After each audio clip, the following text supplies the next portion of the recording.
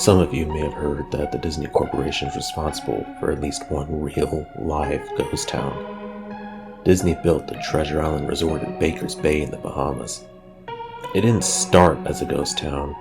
Disney's cruise ships actually stop at the resort and leave tourists there to relax in luxury. This is a fact. Look it up.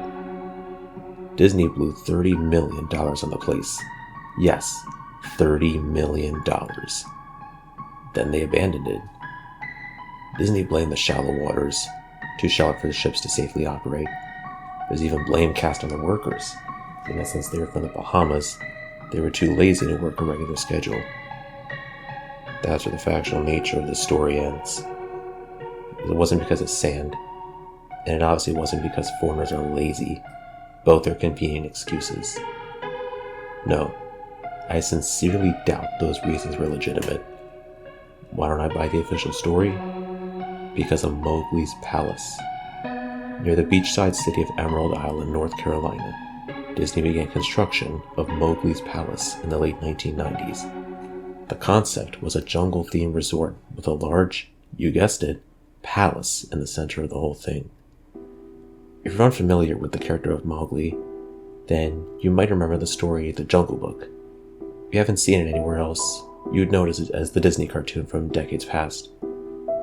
Mowgli is an abandoned child in the jungle, essentially raised by animals and simultaneously threatened/pursued by other animals.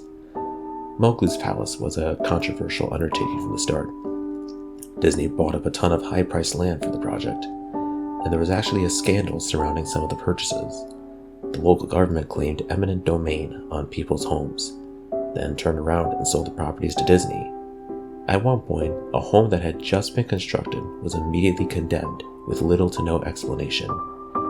The land grab by the government was supposedly for some fictional highway project.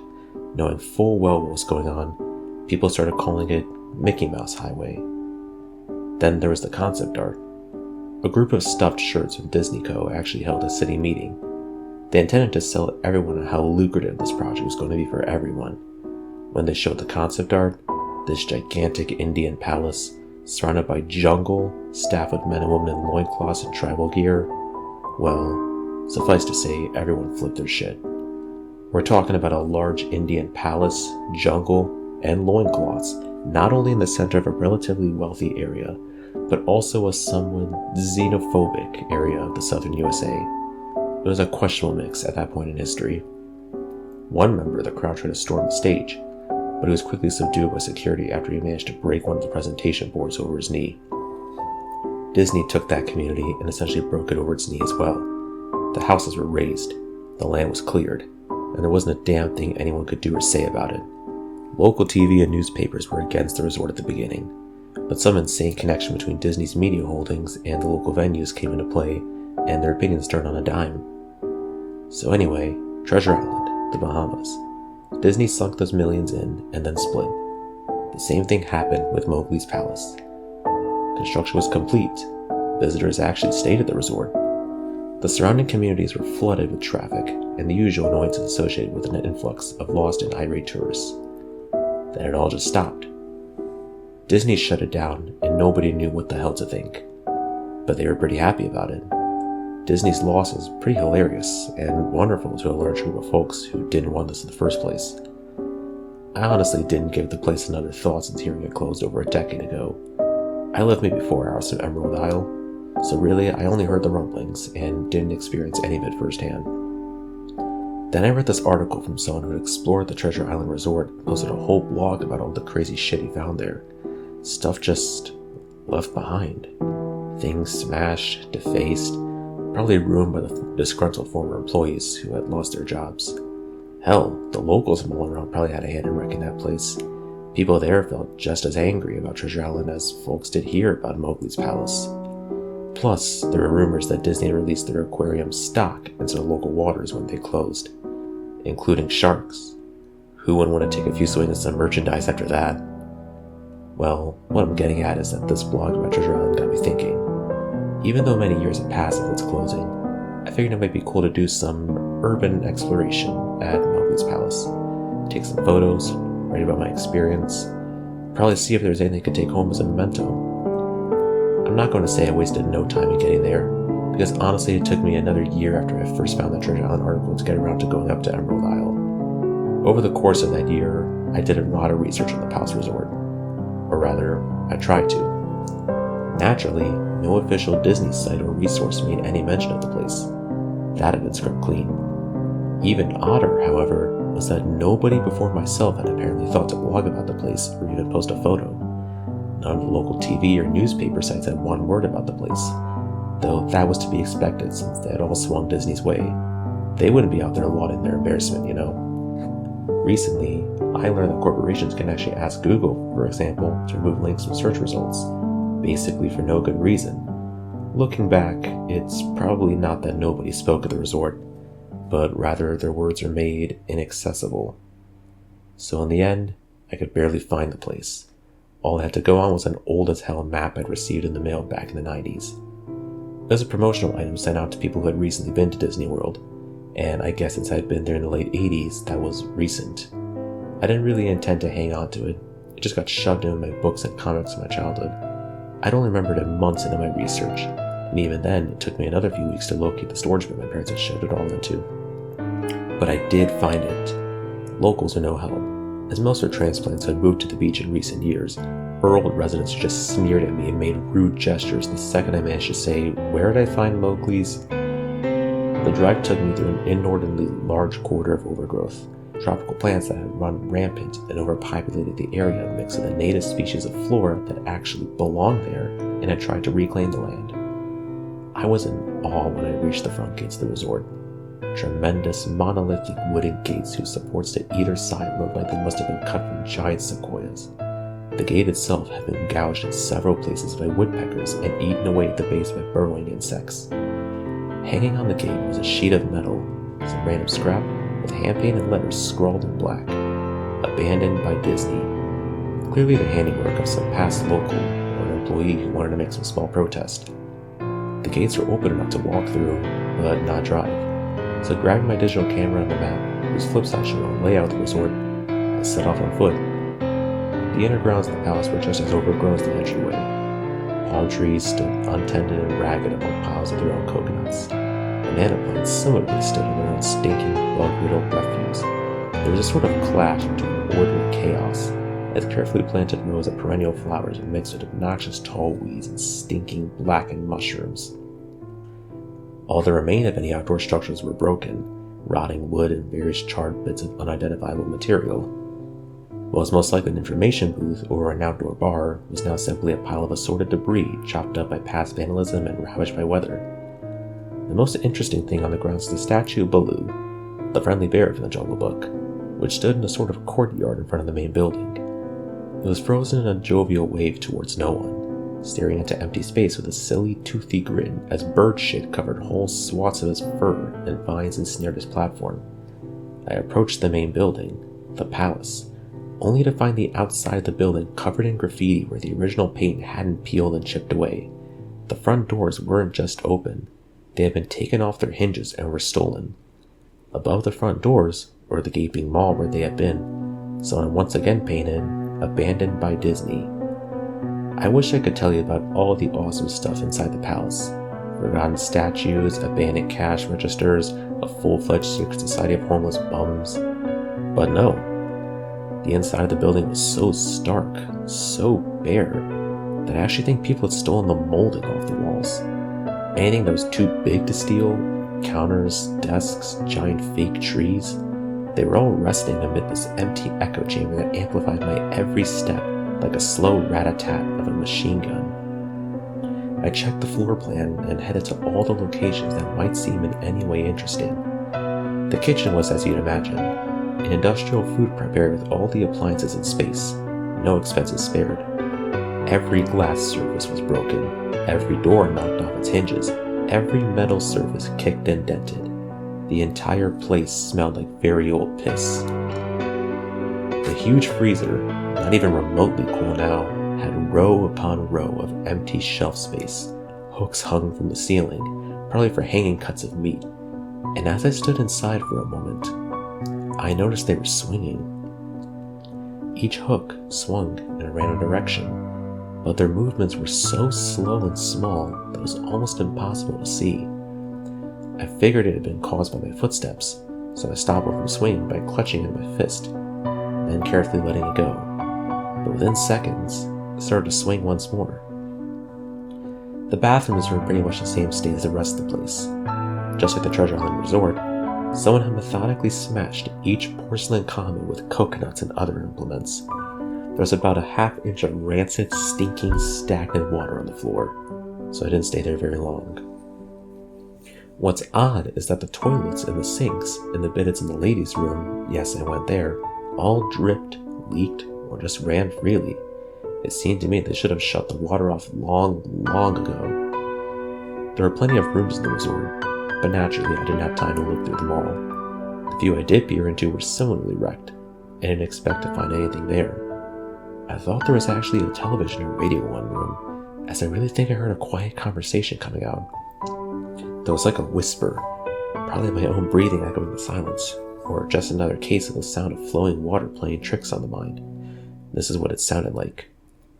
I didn't believe it. Short, unknown reply. I didn't know that. Your father told you.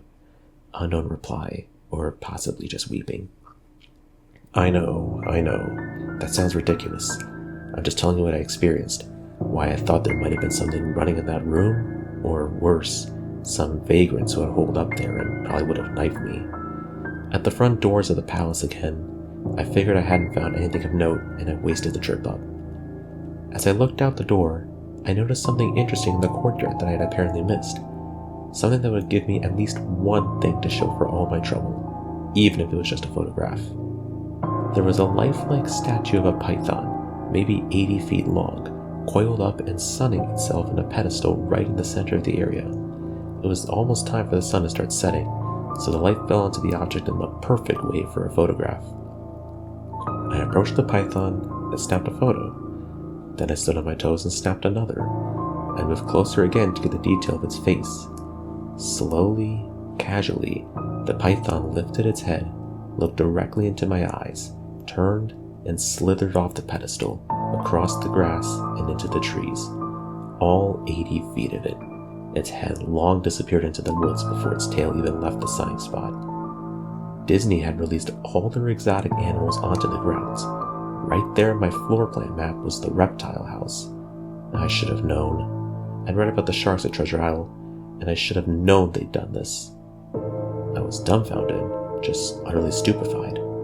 My mouth must have been hanging open for the longest time before I came back down to earth and snapped it shut. I blinked a few times and backed away from where the snake had been, back toward the palace. Even though it was totally gone, I still wasn't taking any chances and backed my way into the building. I took a few deep breaths and slaps to my own face to get myself right in the head again after that. I looked for a place to sit down, as my legs were feeling a bit like jelly at this point.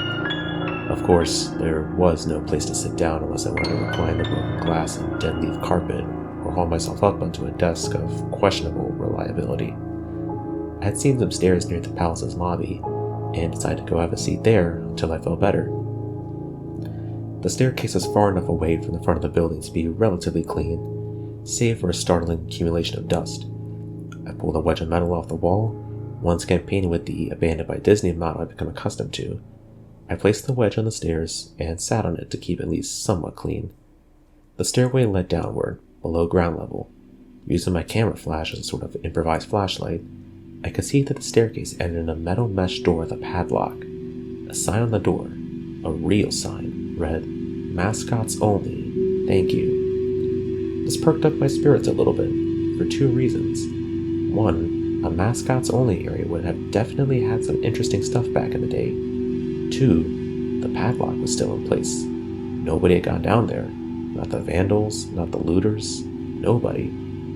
This was the one place where I could actually explore and perhaps find something interesting to photograph or wantonly steal. I had come to the palace essentially agreeing with myself that it was okay to take anything I wanted because, hey, abandoned. It didn't take much to bust the lock. Well, actually, that's wrong. It didn't take much to bust the metal plate on the wall that the padlock was hooked to. Time and decay had done most of the work for me, and I was able to bend the metal plate enough to pull the screws out the wall, something nobody else had apparently thought of, or had been able to do at the time. The mascots only area was a startling and very welcome change in the rest of the building I'd seen. For one, every second or third fluorescent light overhead was illuminated, even though they flickered and faded randomly. Also, nothing had been stolen or broken, even if age and exposure were definitely taking their toll. Tables had notepads and pens. There were clocks, even a punch-in clock on the wall, complete with filled-out time cards. Chairs were scattered around.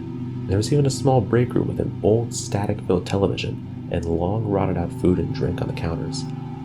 It was like one of those post-apocalypse movies where everything is left in a state of evacuation. As I walked the maze-like sub-basement hallways of the mascots-only area, the sights just became more and more interesting. As I went further, desks and tables were knocked over. They were scattered and almost melded with the damp floor, and a large carpet of mold was slowly overtaking the real rotting crimson floor covering. Everything was just sort of squishy.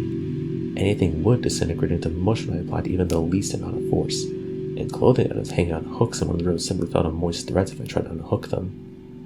One thing that annoyed me was that the light was becoming more sparse and unreliable as it went further into the dank, suffocating depths of the place. Eventually, I reached a black and yellow striped door with the words, Character Prep 1 stenciled on it. The door wouldn't open at first. I figured this was probably where the costumes were kept, and I definitely wanted a photograph of that twisted, stinking mess. Try as I might, whatever angle or trick I tried, the door wouldn't budge. That is, until I gave up and started to walk away. That was when there was a slight popping sound, and the door creaked open slowly.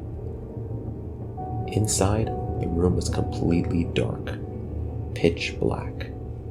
I used the camera flash to look for a light switch on the wall by the door, but there was nothing. As I made my search, I was jarred out of my sense of excitement by a loud electrical buzz. Rows of lights overhead suddenly flashed to life, flickering and fading in and out like the rest I had passed. It took a second for my eyes to adjust, and it seemed like the light was going to just keep getting brighter until all the bulbs exploded. But just when I thought I'd reached that critical stage, the lights dimmed a bit and steadied. The room was exactly as I had pictured it. Various Disney costumes hung on the walls, fully put together like strange cartoon cadavers hung from invisible nooses. There's an entire rack of loincloths and native clothes on hangers toward the back.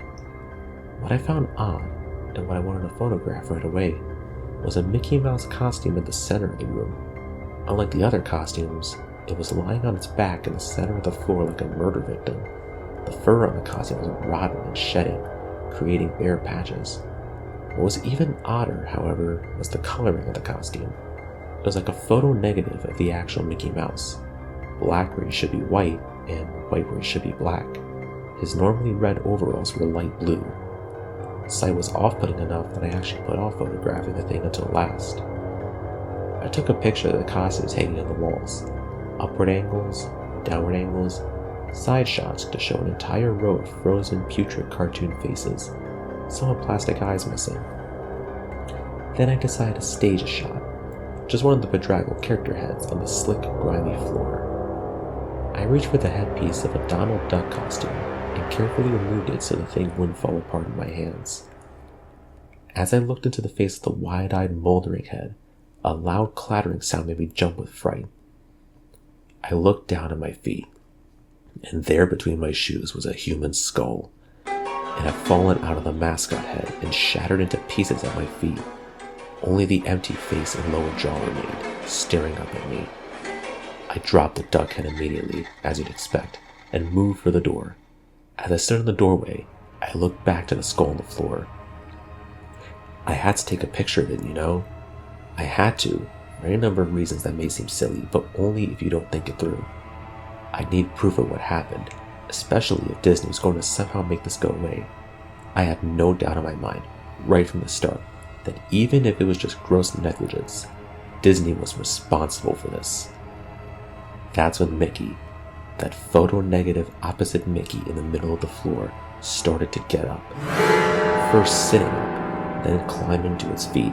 The Mickey Mouse costume, or whoever was inside of it, stood there at the center of the room, its fake face just staring directly at me as I mumbled, "No," over and over and over. With shaking hands, a violently thrashing heart, and legs that had once again turned to jelly, I managed to lift the camera and aim it at the opposite creature now quietly sizing me up. The digital camera screen displayed only dead pixels in the shape of the thing. It was a perfect silhouette of the Mickey costume. As the camera moved in my unsteady hands, the dead pixels spread, marring the screen wherever Mickey's outline moved to. Then the camera died, went blank and quiet and broken. I raised my eyes once again to the Mickey Mouse costume. "Hey!" I said in a hushed, perverted, but perfectly executed Mickey Mouse voice. "Wanna see my head come off?" It started to pull at its own head, working its clumsy, glove-clad fingers around its neck with clawing, impatient movements, similar to a wounded man trying to pull himself free of a predator's jaw. As it worked its digits into its neck, so much blood, so much thick, chunky yellow blood. I turned away as I heard a sickening tearing of cloth and flesh, only cared about getting away. Above the doorway out of this room, I saw the final message clawed into the metal with bone or fingernails. Abandoned by God. I never got the pictures out of the camera. I never wrote the blog entry about it. After I ran from that place, fled for my sanity, if not my very life, I knew why Disney didn't want anyone to know about this place. They didn't want anyone like me getting in. They didn't want anything like that getting out.